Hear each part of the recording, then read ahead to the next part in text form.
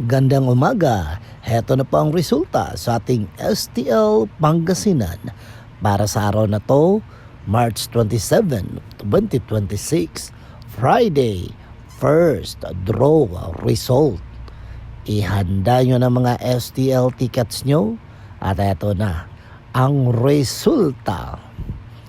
At ang resulta sa ating STL Pangasinan, first draw result ay ang kombinasyong ito.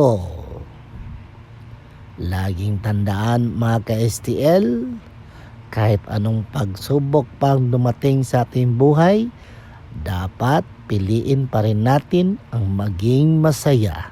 Okay? Don't forget to subscribe Purple Green TV. Paki-like, share at comment po.